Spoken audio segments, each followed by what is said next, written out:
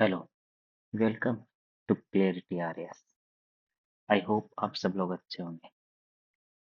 जैसा कि पिछला वीडियो में आपने बताया था कि 75 डे में आरएस का प्री क्लियर हो सकता है क्या। तो अगर वो वीडियो आपको देखना है तो मेरा पिछला वीडियो चेक कर सकते हो। अब देखना है कि क्लियर हो तो सकता है, लेकिन इसके लिए अपने को एफर्ट भी तो करना पड़ेगा ना। तो एफर्ट के लिए मैं आज आपके लिए लेके आया हूँ कि 75 डे का हार्ड चैलेंज मेरे साथ में कीजिए। 75 डे का हार्ड चैलेंज जिसमें हम साथ में मिलके 75 दिन में आरएस की कट ऑफ को पार करेंगे। ये भी क्या चीज है, पार हो जाएगी ये भी। चलिए तो देखते हैं। तो जैसे तो जैसे कि तो जैसे कि ये है कि आज तारीख हो चुकी है 18 नवंबर, और एग्जाम है आपकी 2 फरवरी को 2025 को। तो अब आपके पास दिन बचे हैं, केवल 77 दिन बचे हैं। तो 77 दिन में चलिए मानिए आपके 2 दिन तो इसके बीच में से ऐसे निकल ही जाएंगे, जैसे कभी आपकी तबीयत खराब हो जाएगी, कुछ भी हो जाएगी। तो इन 77 में से 75 दिन में आपको एकदम चैलेंज लेके पढ़ाई करनी ही करनी है। आपको 75 दिन का प्लान बना लेना है। जैसे कि मैंने पिछले वीडियो में बताया था आपको 75 दिन में कैसे कैसे आपको क्या क्या करना है। तो आपको उसके अकॉर्डिंग प्लान बना लेना है 75 दिन का, कि 75 दिन तो पढ़ना ही पढ़ना है, इसका चैलेंज लेना ही पड़ेगा आपको। तो अब देखते हैं कि इसका 75 दिन का प्लान। जैसे जैसे मान लीजिए, जैसे मैं एक बता देता हूँ, आर्ट्स के स्टूडेंट के लिए बता देता हूँ। उसके बाद कॉमर्स के अपने हिसाब से देख लेना और साइंस के अपने हिसाब से देख लेना। जैसे कि पिछले वीडियो में मैंने बताया था कि मिनिमम आपको 130 क्वेश्चन की तो तैयारी करनी ही है। 150 क्वेश्चन में से 130 क्वेश्चन की तैयारी करनी ही है। तो जैसे सबके लिए इजी होता है, सबके लिए अपने अपने स्ट्रॉन्ग पॉइंट होते हैं। जैसे आर्ट्स के लिए क्या होता है, राजस्थान जी के उनका पढ़ा हुआ होता है, जिसमें से लगभग 50 क्वेश्चन पूछे जाते हैं। उनकी पॉलिटी पढ़ी हुई होती है, 15 क्वेश्चन पूछे जाते हैं। उनकी इंडिया की और वर्ल्ड ज्योग्राफी पढ़ी हुई होती है, जिसमें से 10 क्वेश्चन आते हैं। और इंडियन हिस्ट्री में से 10 क्वेश्चन आते हैं। जिसको टोटल मिला ले तो 85 क्वेश्चन बैठते हैं। और 85 में से अगर मान लो आपने कुछ भी नहीं पढ़ा और केवल ये पढ़ के गया, तो भी अगर मान लो आप इतनी स्ट्रोंग है वो कि आपके कट पीट के और 75 क्वेश्चन बैठ गए। तो अगर आप पिछली बार बैठे होते तो इस पे आपकी कट ऑफ क्लियर हो जाती, क्योंकि 100 पॉइंट कुछ ऐसे ही गई थी कट ऑफ 75 क्वेश्चन।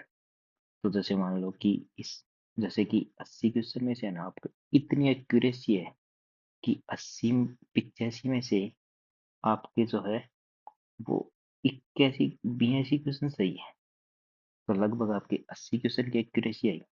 तो इसमें लगभग बैठे आपके 107 नंबर के समथिंग। और इस बार अगर पिछले पेपर के लेवल के हिसाब से देखा जाए तो इस बार की कट ऑफ इतनी जानी चाहिए। इसके अलावा देखो, ये तो उनके लिए हो गया, जैसे कि इसको नहीं, उसकी क्लियर थी उसे उसने पढ़ा भी नहीं।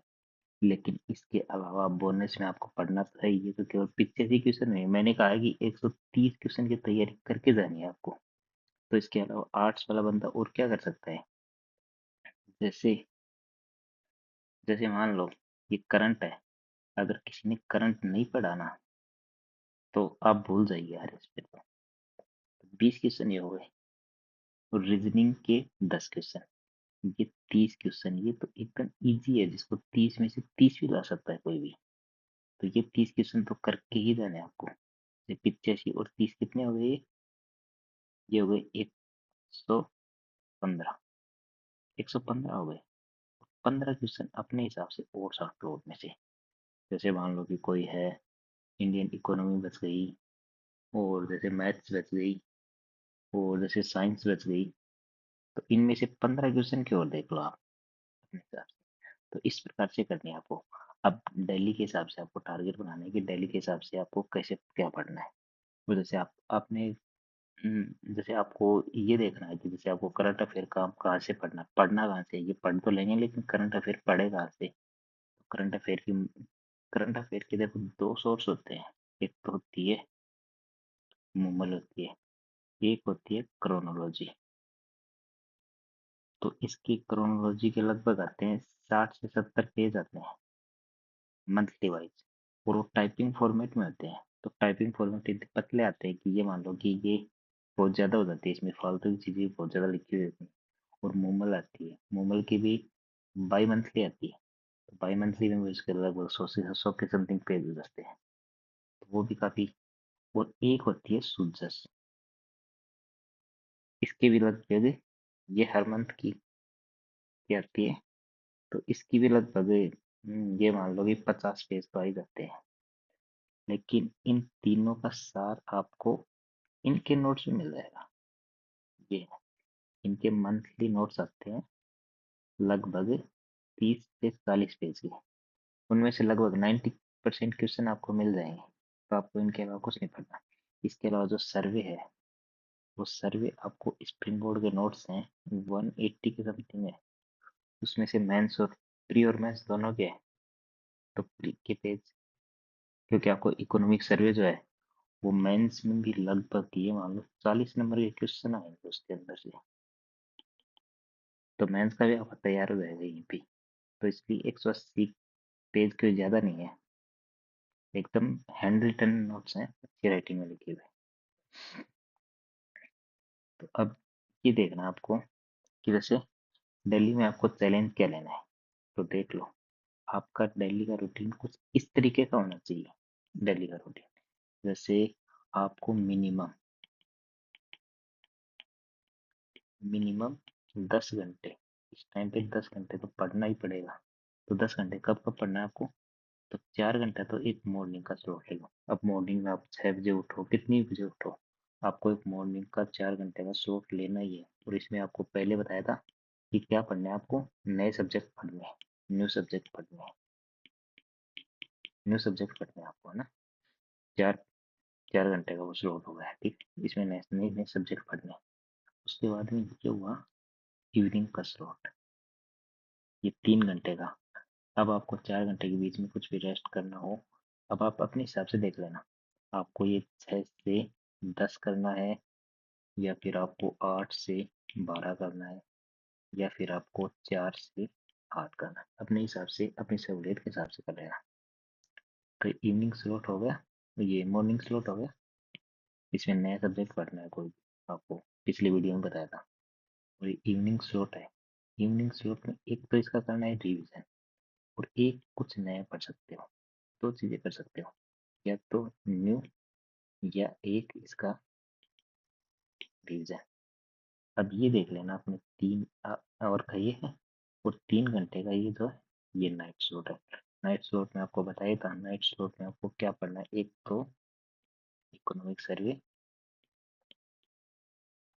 और करंट, बस ये ही पढ़ना आपको। 1 घंटे आपको एक्सरसाइज करनी है, क्योंकि एक्सरसाइज करने से आपकी मेंटल हेल्थ अच्छी रहती है और फिजिकल हेल्थ भी अच्छी रहती है, जिससे आपके दिमाग अच्छा चलता है और सब कुछ अच्छा रहता है, तो सब कुछ अच्छा ही चलता रहता है। 1 घंटे आपको अपने दोस्तों के साथ शुद्ध गप्पे मारने हैं एकदम, और 7 से 8 घंटे की नींद जरूर ही लेनी है। और हेल्दी फूड खाना है। हेल्दी फूड के लिए एक आपको मॉर्निंग में एक फ्रूट तो खाना ही खाना है, एक फ्रूट, एक फल खाना है। अब आप वो सेब खा सकते हैं, आप केला खा सकते हैं, एक फल जरूर खाना है आपको। अब देखना है कि ये इतना सब बता तो दिया, लेकिन पर करेंगे कैसे, इसके लिए कुछ तो अपने पास वो होना चाहिए ना। तो इसका जैसे मान लो कि मेरे को है, मैं अगले 75 दिन में क्या करूंगा ये बताता हूँ आपको। जैसे मेरा कल का टारगेट है ये, कि मैं रोज वीडियो लेके आऊंगा, और मेरे टारगेट बताऊंगा कि मेरे टारगेट पूरे हुए हैं कि नहीं हुए। आप भी इस वीडियो के नीचे कमेंट करके लिख सकते हैं कि आपने कल टारगेट बनाया था और ये टारगेट आपके पूरे हुए कि नहीं हुए। तो जैसे ये है, ये मेरा 8 से 1 बजे के बीच में मेरे को 4 घंटों का स्लॉट निकालना है मॉर्निंग का। उसमें मुझे पढ़नी है स्टेट पॉलिटी, और ये स्टेट पॉलिटी पढ़नी है और उसको कंप्लीट करनी है, उसको रिवीजन भी करना है इसी टाइम पे। मतलब इस यहाँ पे तो नया पढ़ना है, तो स्टेट पॉलिटी पढ़ूंगा पूरी को। और जैसे इवनिंग वाला स्लॉट है, इवनिंग वाला स्लॉट में मुझे इसका पूरी का रिवीजन करना है स्टेट पॉलिटी का 3 घंटे के अंदर। और शॉर्ट नोट्स भी बनाने हैं। और नाइट वाला जो स्लॉट है उसमें मैंने ऐसे कर रखा है कि एक दिन मैं पढ़ूंगा इकोनॉमिक सर्वे, जैसे मंडे, वेडनेसडे और फ्राइडे को तो पढ़ूंगा मैं इकोनॉमिक सर्वे, और ट्यूसडे, थर्सडे और सैटरडे को पढ़ूंगा मैं करंट अफेयर। तो 3 घंटे मिलेंगे, 3 घंटे में एक चैप्टर तो कंप्लीट हो जाएगा। और करंट का जो है, अगर पीछे वाला करंट होगा तब तो एक कंप्लीट हो जाएगा, अगर आगे का है तो उसको 2 दिन लग सकता है मुझे। तो कोशिश ये करूंगा, क्योंकि मेरे पहले के भी पढ़े हुए हैं, ये करंट भी पढ़ लिया मैंने, इकोनॉमिक सर्वे पढ़ लिया, तो मैं कोशिश ये करूंगा कि एक वीक में 2 सर्वे के चैप्टर और 2 मंथ के करंट कंप्लीट कर दूं। और 1 घंटे की मुझे एक्सरसाइज करनी है। और ये मेरे लिए सबसे ज्यादा जरूरी है कि मुझे 12 बजे से पहले सो जाना है और 7:30 बजे से पहले उठना है। अब ये तो हो गया रूटीन। अब इस रूटीन को करना कैसे है? जैसे अब मेरे पास क्या रिकॉर्ड रहेगा कि मैं इसको फॉलो किया कि नहीं किया, और आपको भी करना हो तो आपके पास क्या रहेगा? तो इसके लिए एक चार्ट है, जैसे ये है, यहाँ पे देखो, तारीख कितनी है? 18 तारीख से स्टार्ट करना है आपको। 18 नवंबर से लेके और 2 फरवरी तक का ये बना लो, आपको चार्ट बना लो ऐसा, ऐसी लाइन से लिख के। और इसमें आपको 10 में से नंबर देने हैं। जैसे देखो, एक्सरसाइज एक्सरसाइज को अपन ने दिया 1 नंबर, 4 घंटे मॉर्निंग का रूटीन को दिया है 2 नंबर, 3 घंटे इवनिंग को रूटीन को दिया है 2 नंबर, 3 घंटे नाइट के रूटीन को दिया है 3 नंबर। क्योंकि ये सबसे ज्यादा इंपॉर्टेंट है ना, मैंने बताया था आपको कि इकोनॉमिक सर्वे से 15 और करंट से आएंगे 20, तो ये 35 क्वेश्चन है, 35 क्वेश्चन तो सही करने ही है, जिसमें 30 तो सही करने ही है, तो ये सबसे इम्पोर्टेंट है। तो इसको मैंने 3 नंबर दिए हैं। और ये अपना पर्सनल कुछ भी ऐड कर सकते हो, अपने को जो भी, आपको जो भी ऐड करना है, जो भी आप रूटीन के अंदर कोई भी चीजें हैं जिसकी हैबिट बनानी है आपको, वो ऐड कर सकते हैं। और एक ये है, ये जैसे मेरा ये है कि मॉर्निंग में मुझे 8 बजे से पहले उठ जाना है, मतलब 8 बजे लाइब्रेरी पहुंच जाना है, और नाइट में 12 बजे से पहले सो जाना है। तो इसका मैंने लिख दिया है। अब रोज आएंगे अपन, यहाँ पे टोटल 10 में से कितने नंबर मिले ये देखेंगे। जैसे मान लो यहाँ पे किसी दिन 2 घंटे का ही कर पाए, तो इसमें से आधा 2 में से 1 नंबर ही देंगे यहाँ पे। जैसे एक्सरसाइज नहीं कर पाई तो यहाँ पे क्रॉस लगा देंगे। यहाँ पे 1 घंटा ही पढ़ पाए तो यहाँ पे एक ही नंबर देंगे। यहाँ पे एक एक घंटे के एक कर देंगे, और यहाँ पे अपना ये कर देना, और यहाँ पे क्रॉस या 1 या 0, ठीक है। और यहाँ पे टोटल में नंबर देंगे 10 में से। तो जहां तक हो सके ना, तो 80 से 90% इसको फॉलो करने की कोशिश करना। मतलब आपके हर बार 8 से 9 नंबर तो होने ही चाहिए यहाँ पे टोटल में, 8 से 9 नंबर। और 75 दिन का चैलेंज है, 75 दिन का चैलेंज है, और टोटल होंगे 750 अंक। लेकिन आपको 8 से 9 अंक लेके आने। तो 8 से 9 अंक में कितने हुए? लगभग इसमें से 75 कम कर दो, तो ये हुए 675 और 600, मतलब 600 से 675 नंबर। इसके बीच में तो आपके नंबर आने ही चाहिए, मतलब 600 प्लस के लास्ट में अगर आप जोड़ोगे 75 में, तो 600 प्लस आपके नंबर होने चाहिए। 600 प्लस नंबर जिसके हो गए ना, उसकी मैं गारंटी दे सकता हूँ, उसका प्री नहीं रुक सकता।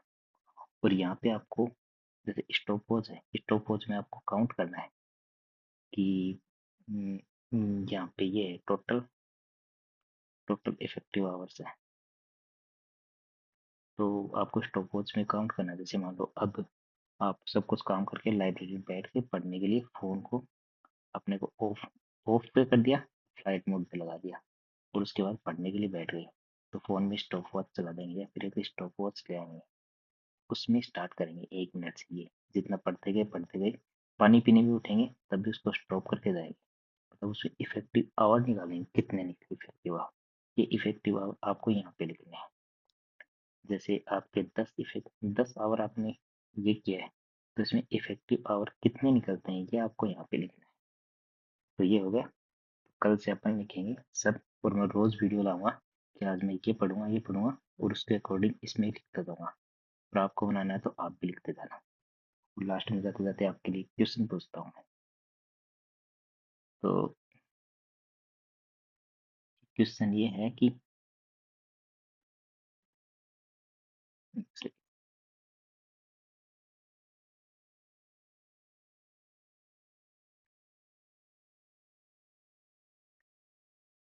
एक सेकंड में आपको क्वेश्चन पूछ लेता हूँ एक।